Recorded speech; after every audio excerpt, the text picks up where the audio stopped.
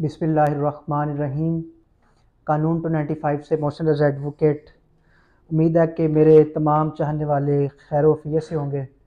आपको पता है कि इस वक्त मुल्क सियासी इस्तेहकाम जो है उस मुल्क में हो चुका है।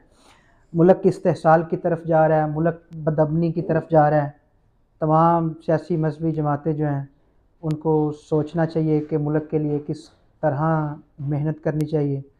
और इसी सिलसिले में आज हम बात करेंगे कि जो चीफ़ जस्टिस ऑफ पाकिस्तान ने कल, आज और 6 तारीख को फ़ैसले किए हैं, वो बड़े ही मायूस कुन, और उस पे पूरी उम्मत मुस्लिमा परेशान है कि ये क्या मामलात हैं। इस तरह एक मुस्लिम कंट्री का चीफ़ जस्टिस का ये बिहेवियर हो कि जिससे उम्मत जो है वो परेशान हो।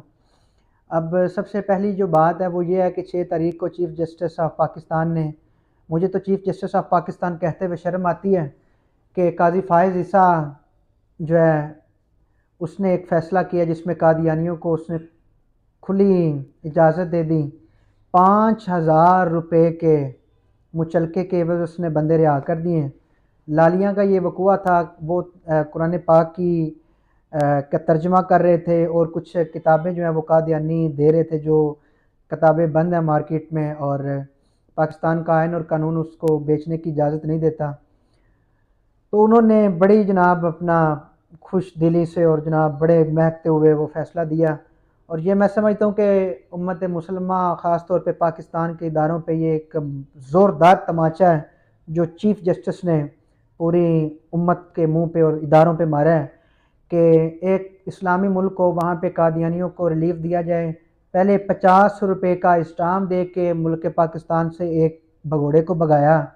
अब दूसरा स्टेप इन्होंने ले लिया कि उन्हीं भगोड़ों की नस्ल में से एक भगोड़ा, उसको 5,000 रुपये की श्योरिटी पे उसे रिलीज़ करने का हुक्म दे दिया। ये तो यहाँ बात रुकने वाली नहीं। उम्मत मुस्लिमा जब तक ज़िंदा है उसके जो अंदर जलाल है, उसके अंदर जो हुब्बे नबी है, जब वो इंशाल्लाह जलाल उभरेगा, जलाल सामने आएगा, तो एक चीफ़ जस्टिस नहीं कई 100 चीफ़ जस्टिस जो हैं वो भी बहाल ले जाएगा। दूसरी बात जो चीफ़ जस्टिस ने कल बात की अपना रिमार्क्स के दौरान, ये जो जड़ा वाला वक़ूआ हुआ है, चीफ़ जस्टिस को शर्म आनी चाहिए ऐसी बात करते हुए। चीफ़ जस्टिस से तो ये एक सियासी जमात का आलाकार बना हुआ है, इदारों का आलाकार बना हुआ है। मैं तो समझता हूँ ये चीफ़ जस्टिस ऑफ पाकिस्तान नहीं, ये chief justice of Noon league है और चीफ़ जस्टिस ऑफ मखसूस इदारा है जिसके ये सारे फ़ैसले करता है। और उन्हीं के साथ ये मिल के मेहनत करने की कोशिश करता है कि जनाब इनको मैं राज़ी रख सकूँ, उन नाकाओं को राज़ी रख सकूँ, दुनिया को राज़ी रख सकूँ, यानी कि पैसे के पीछे लगा हुआ है।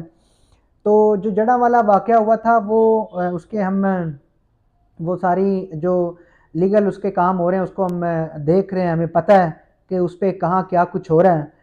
तो वो सारे वक़ूए के पीछे तहरीक लब्बैक पाकिस्तान ने वहाँ का अमन व अमान बहाल रखने के लिए बड़ी मेहनत की है।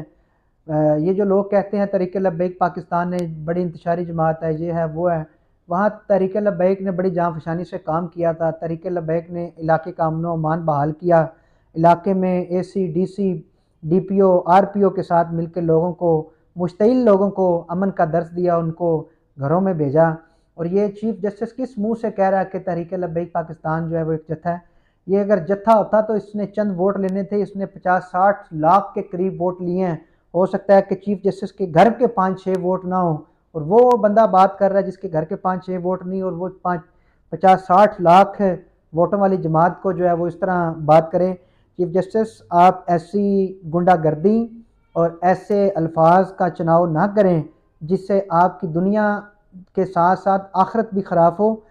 और ये यहाँ पे कि तो आपके ये दुनियावी आका जो है वो आपको खुश कर लेंगे, लेकिन जब आप कब्र के नीचे जाएंगे वहाँ हुज़ूर सल्लल्लाहु अलैहि वसल्लम नहीं आना है। तो ऐसी बात ना करें जिससे मुल्क में इंतशार का जो है वो मुल्क को सामना करना पड़े, मुल्क में मज़ीद जो है वो सियासी इस्तेहकाम हो। तो मेरी गुजारिश है कि ऐसे बंदे को चीफ़ जस्टिस भी नहीं होना चाहिए, इस मुहिम का हिस्सा बनना चाहिए कि चीफ़ जस्टिस भी वो जो सादिक और अमीन हो, जो किसी एक पार्टी की नहीं सब पार्टियों की नुमाइंदगी करे। ये तो सिर्फ़ और सिर्फ नून लीग का चीफ जस्टिस बना बैठा है। और मैं इदारों से भी गुजारिश करूँगा कि इसका फिलफौर नोटिस लिया जाए कि किसी भी हम मजहबी जमात पे बतौर वकील ये इनको उछालने नहीं देंगे कि किसी जमात पे आके वो कुछ सवाल उठा दें और फिर एक ऐसी जमात पे जिस पे अवाम के हकूक़ के लिए और नमूस रसालत के लिए वो बाहर निकली हो और उस पर ये उंगली उठाए और उसके किरदार पे जिसका किरदार बिल्कुल जो है वो बेदाग हो, जिसका काम जो है वो नमूस रसालत हो। तो इसी के साथ दोस्तों से भी गुजारिश करूँगा कि अमन व अमान की सूरत हाल को आपने मुल्क में कायम रखना है। मुल्क के लिए आपने मोहब्बत और मेहनत से काम करना है। ख़त्म नबूवत और नमूस रसालत पे पहरा देना है। इसी के साथ दोस्तों से गुजारिश करूँगा कि मेरे इस यूट्यूब चैनल को सब्सक्राइब कीजिए, वीडियो को लाइक कीजिए, शेयर कीजिए और दूसरे दोस्तों तक ये पहुँचाइए। पाकिस्तान ज़िंदाबाद, ताजदार ख़त्म नबूवत ज़िंदाबाद ज़िंदाबाद। अस्सलामु अलैकुम।